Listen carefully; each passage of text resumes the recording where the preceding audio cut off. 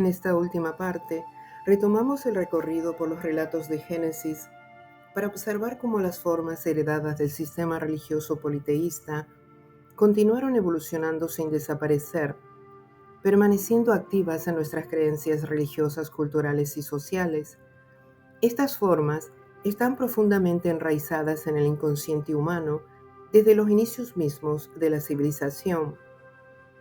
El sistema religioso politeísta fue fundacional, no solo porque marcó el origen humano de las primeras creencias sobre lo divino, sino porque sentó las bases de los comportamientos sociales y culturales, todo lo que el ser humano creó en términos de organización social, estructuras familiares, normas de convivencia y vida comunitaria, nació y se expresó a partir de esas creencias que formaron parte de la primera religión estructurada por el hombre. Entender esto es importante porque nos permite ver que muchas de las ideas y costumbres que hoy asumimos como naturales o correctas no lo son por su valor intrínseco, sino porque las hemos heredado de sistemas antiguos que reflejaban una forma distinta de entender la vida y el ser humano. En los primeros tiempos de la historia humana no existía la separación moderna entre religión, cultura y política. La religión era el eje que generaba la cultura y organizaba la vida social. Por eso sus estructuras moldearon tan profundamente al ser humano, que solo un cambio interior radical puede liberarlo de comportamientos que, aunque heredados, ya no lo benefician. Ese cambio comienza con la reconciliación, una transformación interna que permite vivir con libertad y desapego de aquello que, aunque tradicional, ya no conviene, porque lo heredado no siempre son simples supersticiones inofensivas, como creer que abrir un paraguas dentro de casa trae mala suerte, sino también formas de vida que fracasaron y que se grabaron en nuestros comportamientos sociales. Por ejemplo, en los primeros siglos de Sumeria, las mujeres gozaban de mayor autonomía, pero con el tiempo su papel fue restringido. Si pensamos que esta desigualdad solo existió en la época de Pablo, nos equivocamos. Es tan antigua como la primera civilización. Podemos decir entonces que la primera religión sentó las bases de nuestras sociedades y que esas bases aún moldean nuestra forma de vivir sin que lo notemos, porque actúan desde lo más profundo, desde lo espiritual, desde el interior del ser humano. Siguiendo con la historia del Génesis, encontramos a Isaac, el hijo de Abraham, consultando a Yahvé por la esterilidad de su esposa Rebeca. Esto implica una visita a un lugar sagrado o santuario donde se creía que Yahvé se manifestaba. Su padre ya había comenzado a levantar altares y plantar árboles sagrados como señal de esa presencia. No sabemos si el lugar que visitó Isaac ya se había constituido como santuario formal, con sacerdotes siguiendo el modelo del sistema religioso que se había desarrollado desde la primera civilización humana. Más adelante en el relato de Jacob, camino a Harán, se nos cuenta que al ponerse el sol se acostó a dormir en un lugar. Allí tuvo el famoso sueño de la escalera, con ángeles que subían y bajaban entre el cielo y la tierra. En ese momento, Dios le traspasa la promesa dada a su abuelo, darle esa tierra, bendecirlo y hacer que, por medio de su descendencia, fueran bendecidos todos los linajes de la tierra. Esa misma promesa también se había extendido a su padre Isaac. Lo interesante de este pasaje es la reacción típicamente mesopotámica de Jacob. Esto no es otra cosa sino la casa de Dios y la puerta del cielo. Esa expresión nos remite a una creencia muy antigua, la idea de que había un punto en la tierra que conectaba con el cielo, una puerta entre mundos, muy posiblemente inspirada en la memoria espiritual de la Torre de Babel y el Jardín de Dios. Jacob se levanta de madrugada, toma la piedra que había usado como cabezal, la erige como estela y derrama aceite sobre ella. Ese gesto no fue inventado por él, era una costumbre común en el mundo sumerio, babilonio y cananeo. Más tarde, ya constituido el pueblo de Israel, el aceite pasó de ser un gesto personal de consagración espiritual a un elemento litúrgico formal. Se usaba para ungir sacerdotes, reyes y objetos del tabernáculo, como señal de separación, santidad y autoridad divina. Este cambio marca el paso de un gesto íntimo y simbólico, nacido de una percepción espiritual individual, a una práctica ritualizada y controlada por el sistema sacerdotal. Lo que en tiempos de los patriarcas era una expresión libre del vínculo con lo divino, se convirtió en una herramienta institucional. El aceite pasó de ser signo de experiencia personal a sello de legitimación religiosa. La unción dejó de surgir del encuentro con Dios para convertirse en requisito ceremonial. Así el sistema incorporó una práctica heredada del entorno politeísta, pero la transformó en instrumento de poder, jerarquía y separación. Luego de ese acto, Jacob le habla a Dios con condiciones. Si Dios me asiste y me guarda en este camino que recorro, si me da pan que comer y ropa con que vestirme, y si vuelvo sano y salvo a casa de mi padre, entonces Yahvé será mi Dios. Esta piedra que he erigido como estela será la casa de Dios, y de todo lo que me dieres te pagaré el diezmo. ¿Qué podemos entender de esto? Que Yahvé todavía no era su Dios. Además, Jacob le está planteando una negociación. Si Dios cumple con su parte, entonces él lo aceptará como su divinidad y le levantará un santuario. Lo primero que llama la atención es la falta de humildad. Impone condiciones para aceptarlo como su Dios. Se percibe a Jacob tratando a Dios como si fuera un hombre, como si el que tuviera algo que perder si el acuerdo no se cerraba fuera el creador y no la criatura. Qué gran contraste con la actitud del centurión descrita en los evangelios, una actitud de fe que sorprendió a Jesús. El oficial del ejército romano tenía un siervo muy querido que estaba gravemente enfermo. Al oír hablar de Jesús, mandó a decirle que no se consideraba digno de recibirlo en su casa. Sin embargo, confiaba en que con una sola palabra su siervo sanaría. Al oírlo, Jesús se maravilló de su fe y declaró: «Ni en Israel he hallado una fe tan grande». Los evangelios nos hablan de un hombre que no conocía la palabra escrita de Dios, ni había sido instruido en las promesas dadas a Abraham, Isaac y Jacob. Su referencia espiritual provenía de un mundo politeísta y militar. Sin embargo, su propia experiencia como soldado, acostumbrado a dar y recibir órdenes, le permitió comprender de manera profunda lo que significaba creer en la autoridad de una palabra.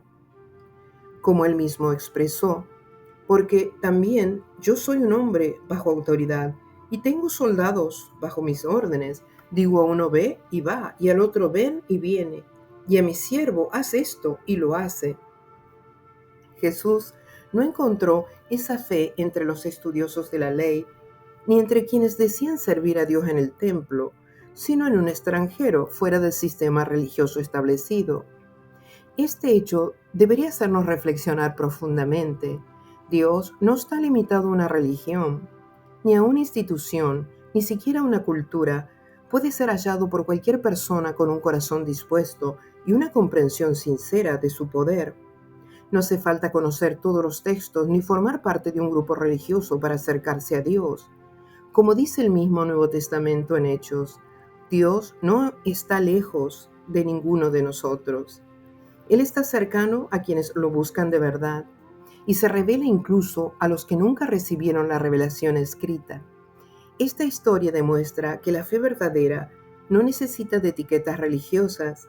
Lo que Dios valora es un corazón que reconoce su autoridad y confía en su palabra con humildad, aunque nunca haya leído una sola línea de las Escrituras. En el pasaje de Jacob, este ofrece lo que conoce: consagrar la piedra como santuario y entregar el diezmo. Esta última práctica también era común en su época. Ya la vimos en acción en el encuentro entre Abraham y el sacerdote pagano Melquisedec. La fe de Jacob estaba en una etapa embrionaria. Como ocurre con todos los que nos hemos acercado a Dios por primera vez, aún necesitaba garantías. La fe adulta, en cambio, cree y le basta la promesa de la palabra de Dios. Por lo que sabemos hasta ahora, según la evidencia arqueológica y los registros más antiguos, la costumbre del diezmo se originó en Sumeria y se expandió desde allí a Babilonia, Siria, Canaán e Israel. Ya en el sistema sumerio, el diezmo estaba estructurado como una obligación religiosa y económica para sostener los templos y a sus sacerdotes. Tiempo después, Jacob se prepara para reencontrarse con su hermano Esaú, con quien había estado distanciado. Envía un mensaje mediante sirvientes y al saber que su hermano viene al encuentro con 400 hombres, Jacob se aterroriza. Entonces pide ayuda al Dios de su abuelo Abraham y al Dios de su padre Isaac. Aún en este punto, Yahvé no es su Dios, sino el de sus antepasados. Tras reconciliarse con Esaú, Jacob continúa su viaje hacia Siquem. Compra un terreno, instala su tienda y erige un altar al que llama el Dios de Israel. En el capítulo 35 vuelve a tener una aparición de la misma divinidad sin nombre que se le manifestó cuando huía. Esta vez la voz le dice que suba a Betel y le edifique un altar. ¿Podemos creer que Dios pidió altares cuando los altares eran una práctica heredada del politeísmo? ¿Podemos creer que un Dios que pide justicia y misericordia exija santuarios y piedras rituales cuando dijo a través de los profetas que lo único que le habían hecho los altares era pecar? Oseas profetizó: han construido muchos altares que solo les sirven para pecar. Yo les di muchas enseñanzas, pero ustedes las despreciaron.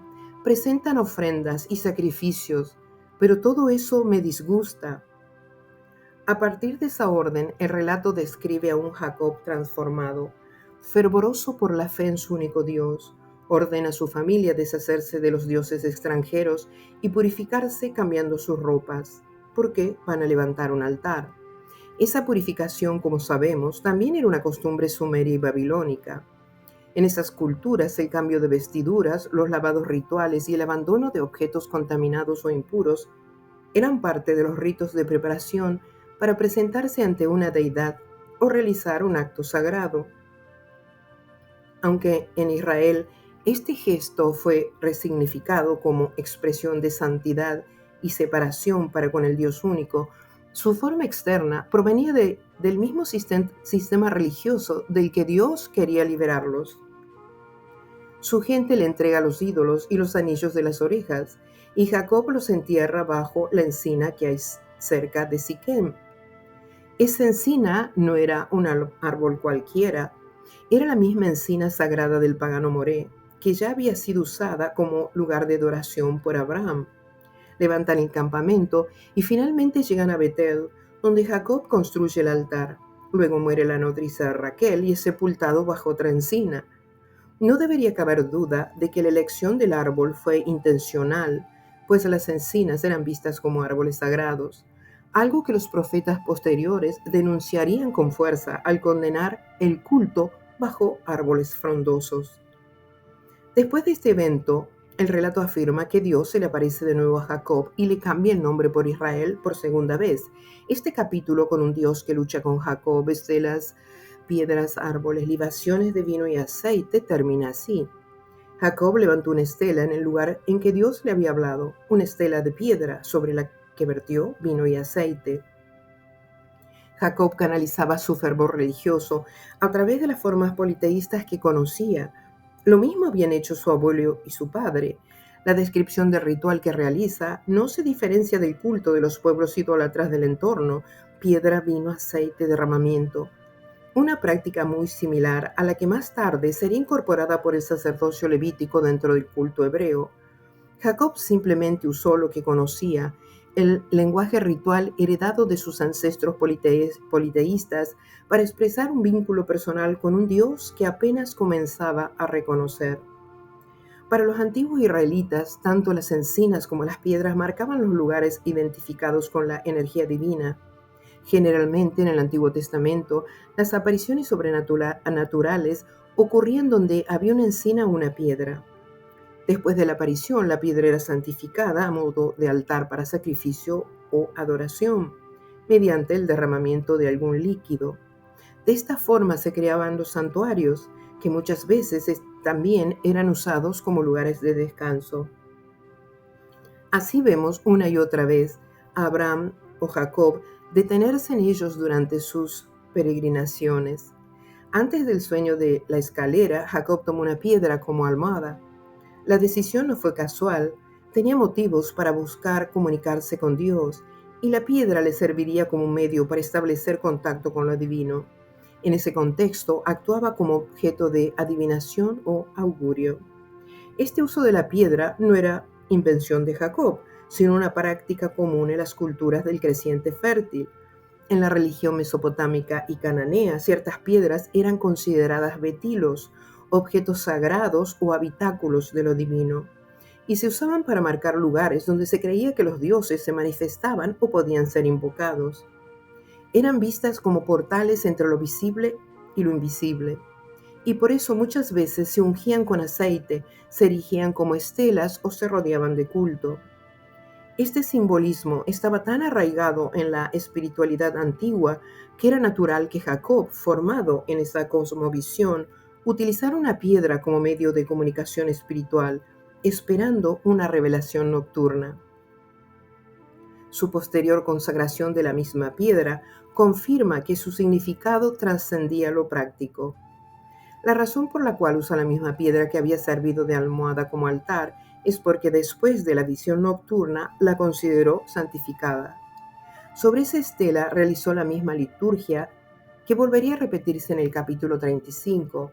Derramó una libación, un líquido, que podía ser vino o aceite.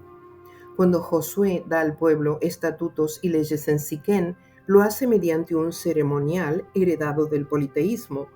Y escribió Josué estas palabras en el libro de la ley, y tomando una gran piedra, la alzó allí debajo de la encina que hay en el lugar consagrado a Yahvé. Esa encina era considerada sagrada. El ángel de Yahvé se le apareció a Gedeón bajo la encina consagrada que estaba en Ofra. Allí le ofreció comida, un cabrito y panes sin levadura. El ángel tocó la ofrenda con su báculo y subiendo fuego de la piedra que estaba bajo la encina, la consumió. Esta piedra y la encina eran consideradas sagradas.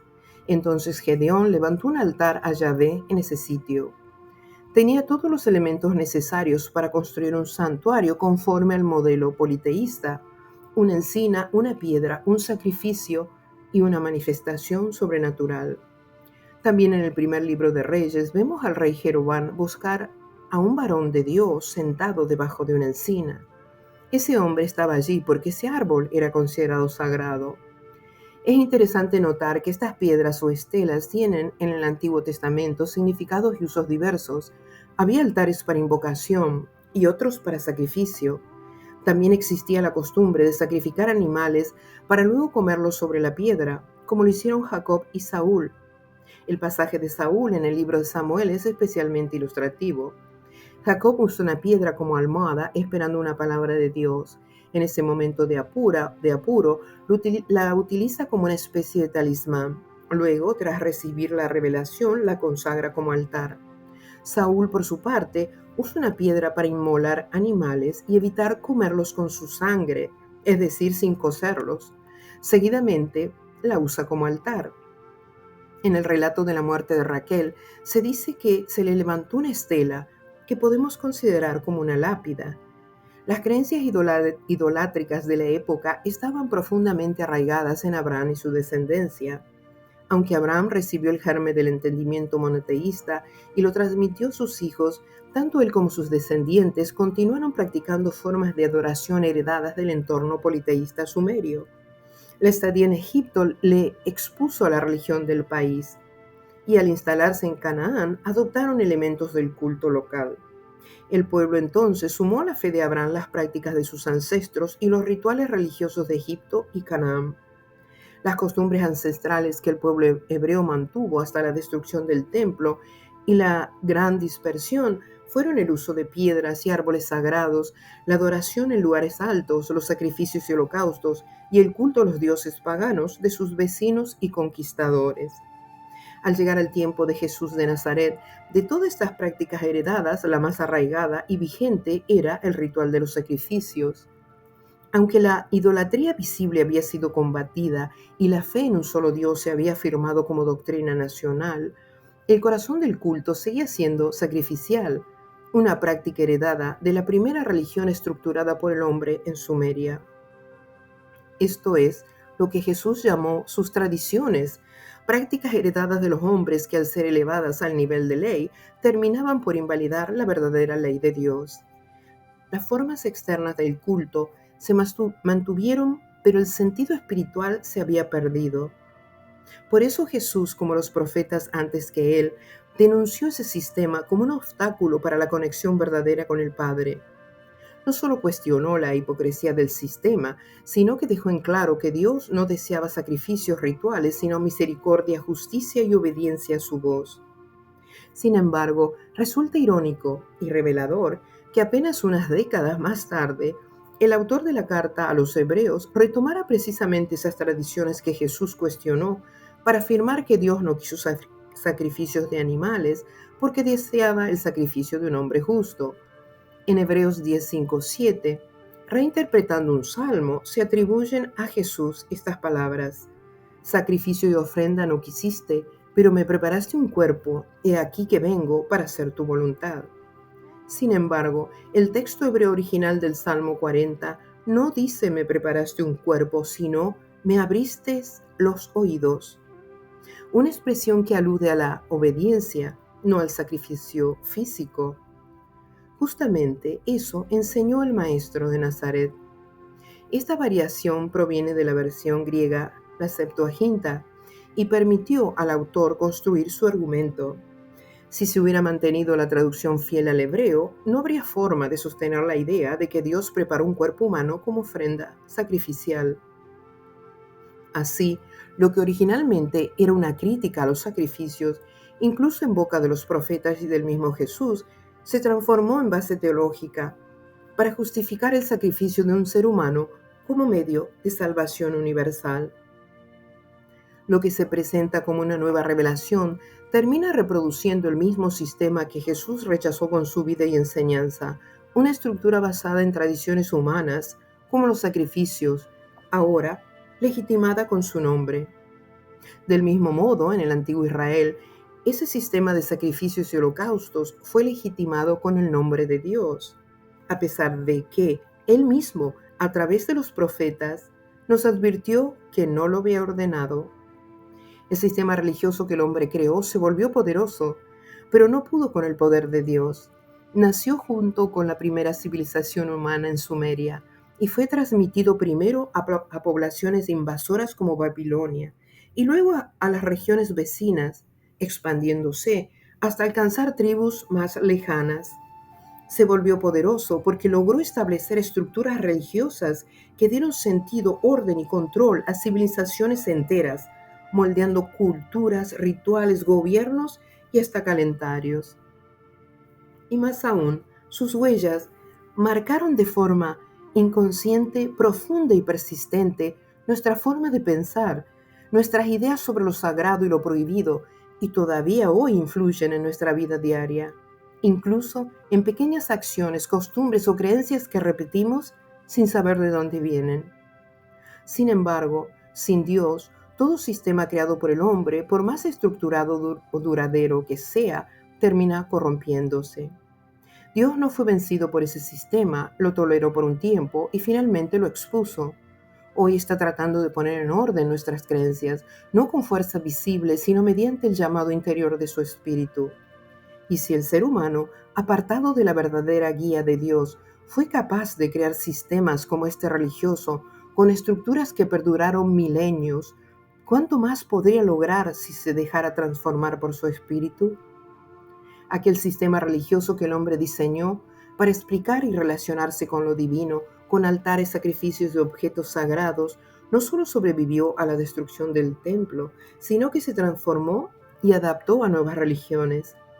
Esas mismas formas fueron usadas para interpretar humanamente la muerte de Jesús, encajándola en el molde de un rito pagano antiguo, el sacrificio a los dioses.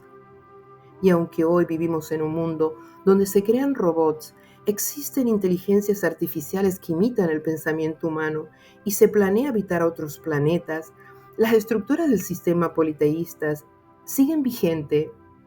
Las vemos en los altares de las iglesias, en la veneración de imágenes talladas en madera o yeso, en el uso de velas incienso o agua bendita para traer favores, e incluso en supersticiones populares como llevar amuletos o hacer promesas con condiciones.